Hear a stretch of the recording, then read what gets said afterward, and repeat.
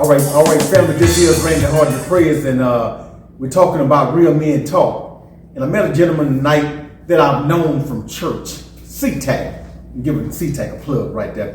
Christ Temple Apostolic Church over there in the Cashmere Garden area. But listen, want to introduce you guys to a young man that his name is JJ. They call him JJ, but it's James Jackson. But listen, this is Real Men Talk, and I want this young man to take over right now and just give you guys just a little bit of his thought process and what men want, what women want or desire, right? Okay. Everybody has a need. Everything is all about needs. It's about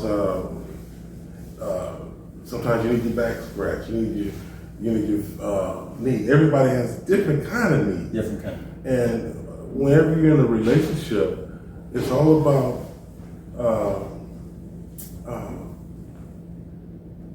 proper communication, which is one of the things that is important in every factor of it, whatever life you live. You have to communicate properly. We have to understand how to meet needs. There are 5 needs of a man, and there's 5 needs of a woman. And if a person understands the need of themselves, if men know the needs of a man, then that's the first stepping point before I would say even starting a relationship. Same thing likewise with a woman. If a woman knows all her needs, then she's going to be together. The both of them will be together within themselves. So when they do come together as one, then the knowledge is there. Right. Not having the knowledge is you perish. And so you're saying that there is 5 needs for a man and 5 needs for a woman. That's right. Now the five needs for a man is what? Well, men need sex. Okay. Sex is very important. Very important. Now, if we stay on that subject, sex, we understand that women, they have what's called orgasms. Mm-hmm. Men, we ejaculate. Well, a woman, if the relationship is properly developed, where her orgasms is sort of like this. It's sort of like if I gave you money. I gave you, so let's say if a man ejaculated, every time you ejaculated, he got $100. Well, that's $100. If a woman has an orgasm, every time she has an orgasm, well, you'll think that the man will make more money than the woman, but the woman will get an orgasm, and it's like, it'll last, it'll add up, and then it should get another one, it should get another one, and it should get another one, and it'll be on and on, over and over and over again. Before you know it, the man has about, let's say, $500, and the woman out of 20, she's probably at $2,000. And so, you know what? This is real men talk. I just don't call it real men talk just because. We didn't actually plan this, but I felt it in my spirit that I need to have a conversation with it on Real Men Talk. Now, when you just mentioned all what you mentioned about the orgasm and all that there with the man, the ejaculation, say for instance if a man had been wild at one time in his young age, and then all of a sudden he came across a young lady that was she was in church a lot or whatever. She didn't just give herself away like that there, and just say, for instance, she talked to this man and loved him enough to want to marry this man, but he had to become celibate. And the man just say, so happened, he just say, so you selling what? Because he never heard this word. What does it do to a man to be introduced to celibates, but was never taught this? Well, because he may not need it as much as we believe that he needs it. Yeah, everybody's different. Everybody has there has to be a balance. Mm-hmm. There has to be not only a balance. In this case, what you're describing, there has to be growth. In other words, two people come together. One, let's say, never had sex, but the other one's out there always having sex. All the experience, All the experience. Well, the thing about when a man marries a woman, they're together, they're blessed by God. So the bed is undefiled. That means there's no rules. No rules in that bedroom. There's no rules in the bedroom. In other words, learning new whatever it is, and coming together as one about the learning is a part of the relationship. It's a growing thing. What you don't want to do is you don't want to bring in a third party.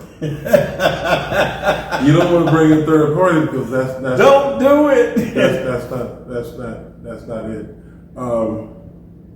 But there's more to just having sex. Right, a woman is very more sensitive than a man. So when a man is sensitive to the woman's needs and she's knowing how to touch a woman, where to touch a woman, knowing what she's understanding what she wants, and communication. Like I said, there's 5 needs of a man, 5 needs of a woman, and one of the needs of a woman is communication. Okay, then there's a communicational structure. So when you mix communication with sex, you get better sex. When you mix communication with good looks, you get a better looking woman.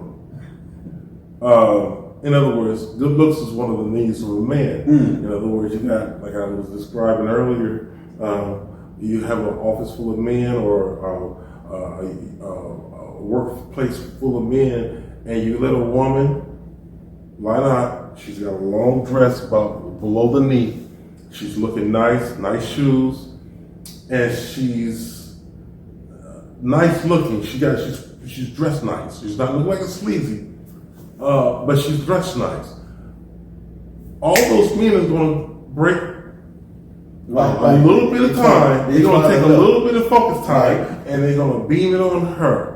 Cranes lifting up in the air. The guy up there, the cranes looking down. Radio, what's that down? It's just one of the things about what men do. Right.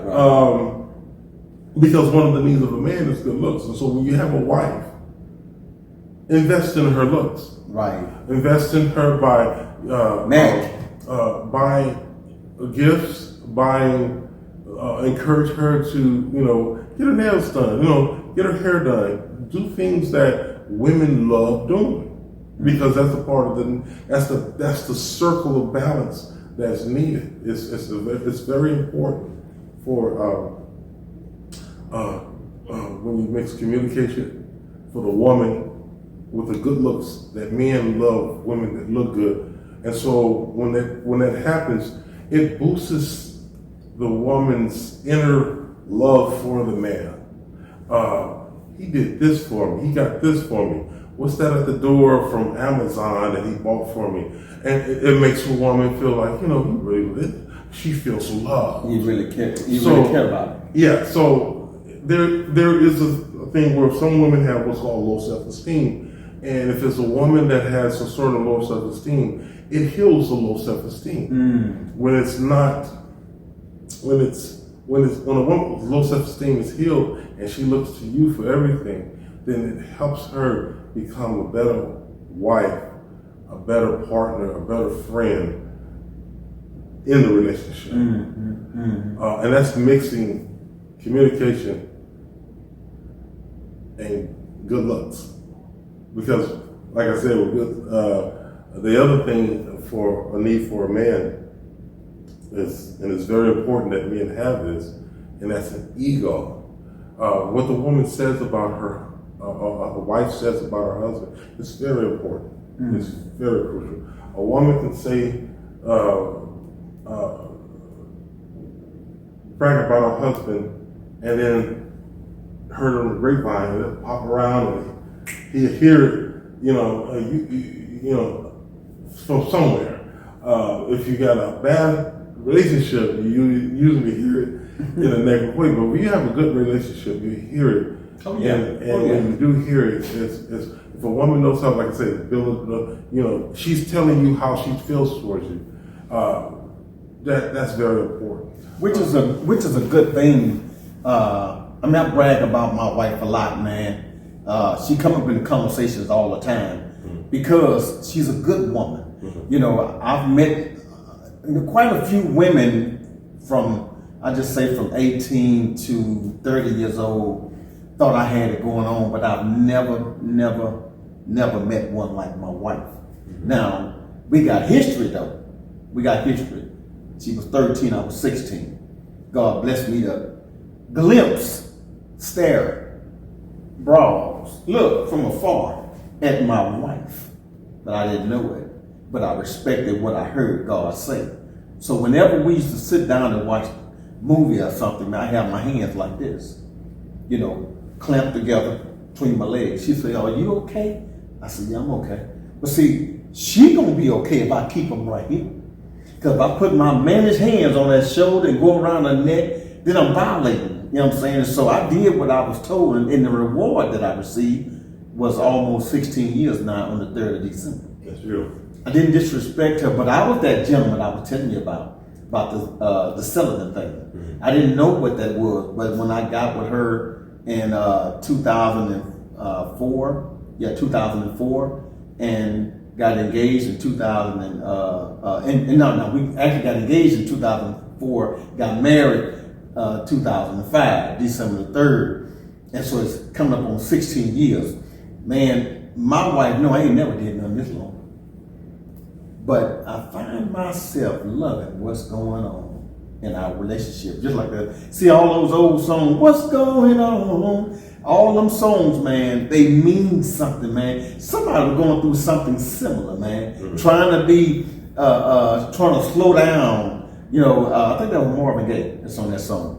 But the woman he probably wanted, man, was probably a square. Now he's trying to slow down, just like not as if he's a square, but